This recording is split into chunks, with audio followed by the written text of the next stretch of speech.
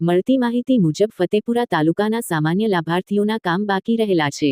શરૂઆતમાં મજૂરીના કામ નથી આપવાના, ફક્ત મટીરીયલના જ કામ આપવાના છે તેવી અફવા ફતેપુરા તાલુકાના મનરેગા વિભાગના કર્મચારીઓ દ્વારા ફેલાવવામાં આવી હતી. ત્યારબાદ તાલુકા વિકાસ અધિકારીશ્રીને રજૂઆત કરતા તે મજૂરીના કામના વર્ક કોડનું ફરીથી કામ શરૂ કરવામાં આવ્યું, જેમાં ઘણા સામાન્ય લાભાર્થીઓના ઘણો ખર્ચ કર્યા પછી કામ થયા. ત્યારે હાલમાં જે સાંકળ છે ટેકનિકલ, AWM, APO, TDO આમ કરતાં જે હિસાબી વર્ષ પૂરું થવા આવ્યું છે 31 માર્ચ પછી સામાન્ય લાભાર્થીઓની કરેલી આ તમામ મહેનત નિષ્ફળ જશે. ત્યારે ઘણા લાભાર્થીઓ તાલુકા પંચાયત આવીને બેસી રહે છે. તાલુકા વિકાસ અધિકારી સાહેબ આવે તો એમના પાસે મારું કામ આગળ તાંત્રિક મંજૂરીમાં મોકલી આપું, પણ આ સાહેબ હવે દિવસો કાઢી રહ્યા હોય તેમ આવતા જ નથી અને આવે તો ફક્ત 1 કલાક રહીને નીકળી જાય છે.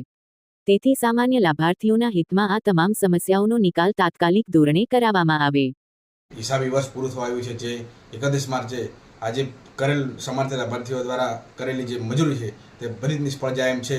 તો જેની રજૂઆતના પગલે આજે સવારે ઘણા સમયથી આખો દિવસ ત્યાં તાલુકા પંચાયત અધિકારી તાલુકા પંચાયતની અંદર આવ્યા હતા અમે, અને ત્યાં આગળ બેસી રહ્યા છે. છતાં તાલુકા વિકાસ અધિકારીએ ફોન પણ રિસીવ કરતા નથી. 5-5, 6-6 ફોન કરવામાં આવે છે, રિસીવ કરતા નથી. ઉપરથી નેતા જ્યારે આવે છે ત્યારે અડધો કે પોણો કલાકની અંદર એ અધિકારી ત્યાં આવી જાય છે અને એની મિટિંગ પતાવી, રાજકારણીઓની મિટિંગ પતાવીને તરત નીકળી જાય છે. અમે રજૂઆત કરવા માટે ઊભા હતા, પણ અમારી રજૂઆત સાંભળવામાં આવતી નથી.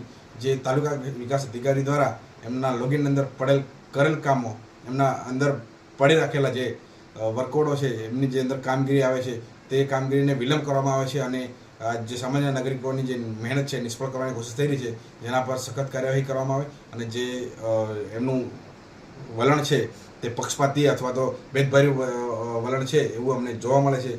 જે જિલ્લા વહીવટીતંત્ર દ્વારા આને જલ્દી પ્રમાણે નિકાલ કરવામાં આવે અને સામાન્ય લાભાર્થીઓનું હિતમાં કામ થાય તેવી આશા છે. જય હિન્દ, જય ભારત. અશોક કિશોરી, રૂપાખેડા.